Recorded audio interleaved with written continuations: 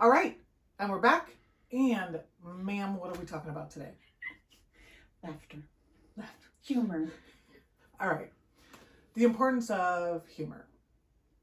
Why do we think it's important? We're doing a role reversal, just so you know. We kind of are. It's almost unnatural. It kind of is. I think we might be stuck in our roles. Okay. So. We're idiots. And that's great. That's a given. Yeah. It's a given. Because we laugh a lot. We laugh when we're super stressed. Yes. We laugh at each other, very importantly. We Yes. sense things to each other laughing. Oh my gosh. Yeah. Lately it's been Elmo using bad language. You're so I'm obsessed with Elmo. Obsessed. There's just something about the sweet little innocent Elmo saying, "Motherfucker!" Yeah. Oh my Lord. Yeah. That's my favorite swear word. Mm-hmm. So, when my son was really sick, mm-hmm. we even used laughter then.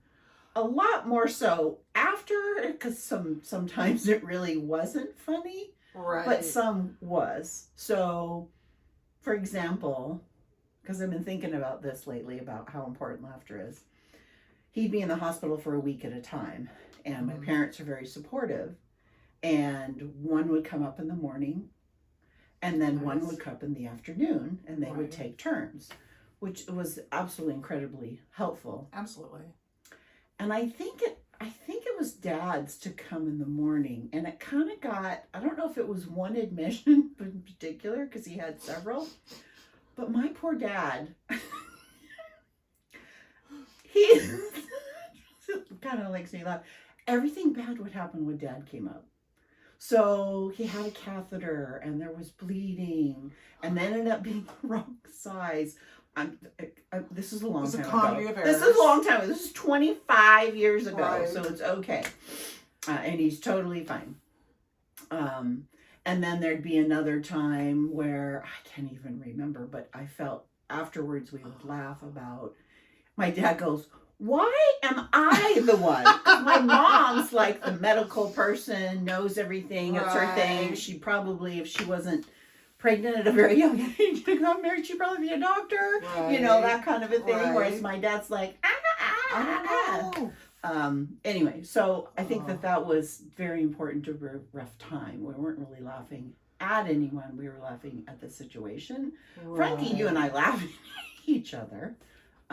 All day, every day. And we did read somewhere that that's healthy. Right? It is healthy. Which is a confirmation bias, yes, right? Absolutely. Because we will find anything that confirms our actions as positive actions. Uh-huh. Which is also a sign of intelligence, just going to say. Well, so is profanity. Right? Yeah. Which means that we are uber smart. Uh-huh. Yes. Mm-hmm. Yeah, I will said a few more swear words. Uh-huh. Okay. So we're past the 7 seconds. Oh my God. Thank fucking Lord. It is so hard to rein that shit in. Oh my goodness. So how's it helped you? You know, it has helped me deal with trauma of the past, because I think that if I wouldn't have the crazy ass dark sense of humor that I have, I would be a freaking psychopathic murderer. There would be dead bodies littering my wake because I choose violence most days. I wake up thinking today's going to be a great day. Who am I going to throat punch today? She works from home, thankfully. Right? Otherwise, there would be bodies behind me going. So for me, humor de-escalates. It de-escalates me when I get really frustrated. I use humor.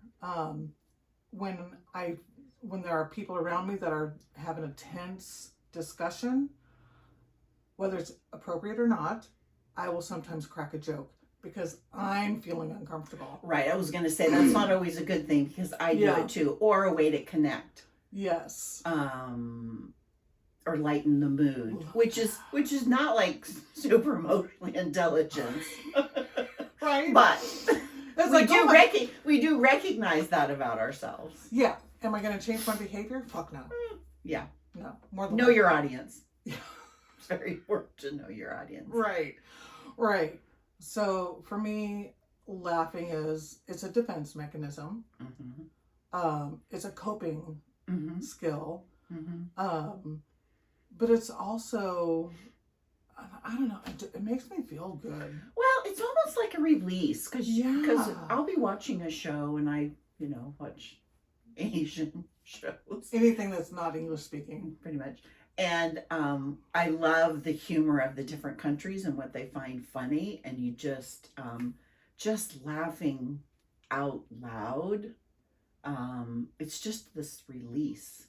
Yeah. I mean, I'm not going to laugh at somebody falling. You would. I would. Especially if I was the one falling. Yeah. But you called me let's talk about this story. Number one. You're talking about. So I was brought up with, you don't go to the doctor. You use duct tape to bandage up things. Yeah, if you're breathing, you're fine. Yeah, exactly.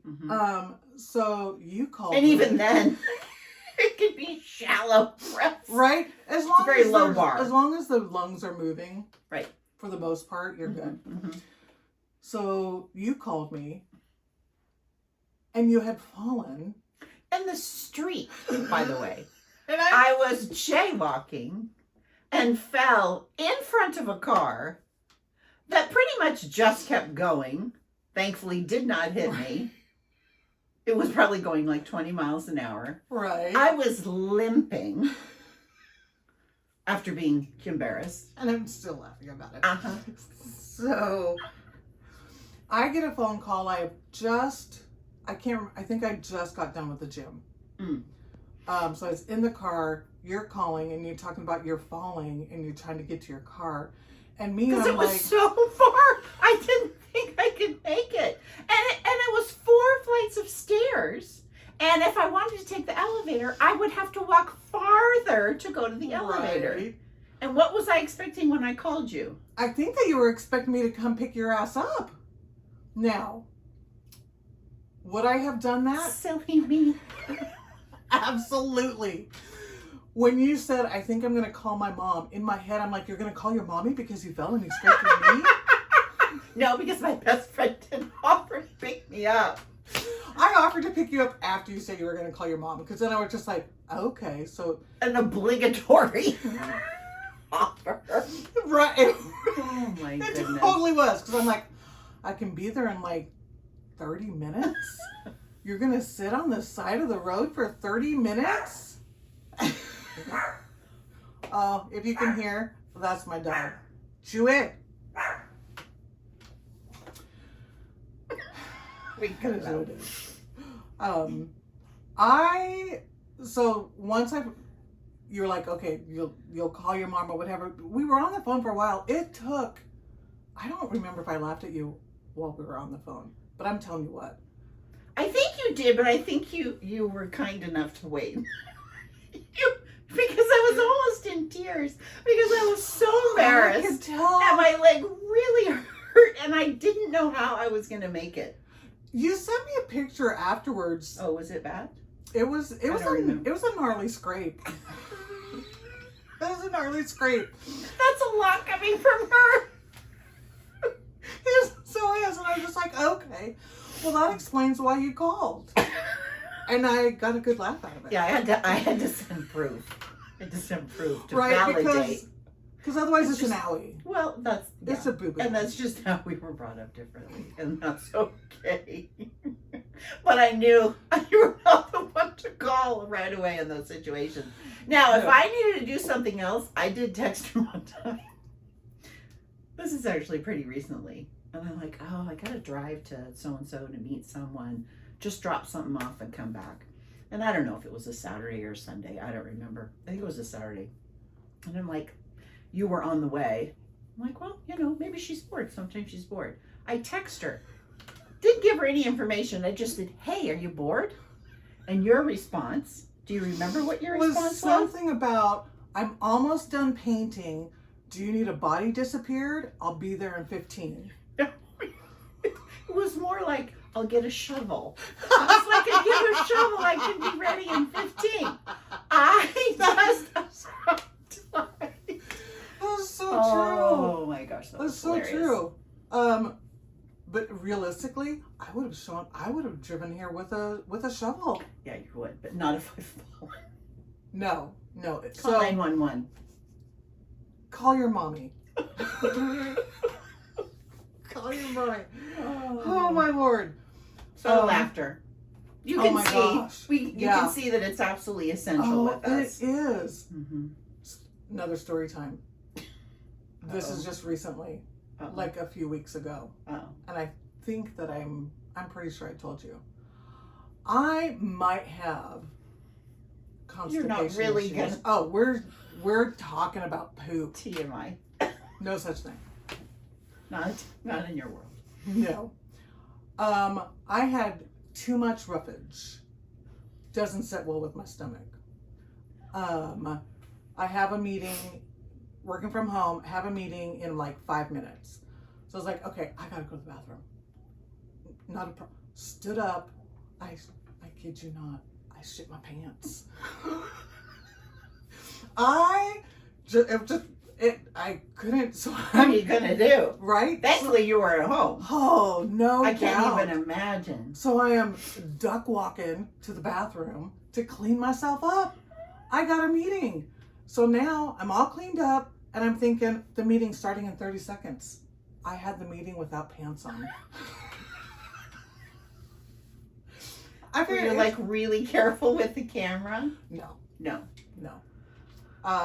So I had the meeting. Well, but you laugh. I think you probably made it worse by laughing, because you laughed. I You were dying. was so distracted during the meeting because I'm just like. Because you wanted to tell the story. I did. I ain't got no pants on, folks. That's what I wanted to share. You know what they call that? Oh. Winnie Poohing. Winnie Poohing? Yeah, Winnie Pooh doesn't have pants, so they call it Winnie Poohing. I learned that the other day from my son. Winnie Poohing. That's going to be my code word then to because nobody else Chrissy. will know. Yeah. Mm-hmm. So I'll just send a little message to Chrissy saying I'm Winnie Poohing. She'll probably get it. Yeah. Because let's face it wasn't important to have pants on. I'm at home. Nobody knows. I could not. Yeah, no, that was out of necessity. That was completely out of necessity. My supervisor did though ask, "Are you doing okay?"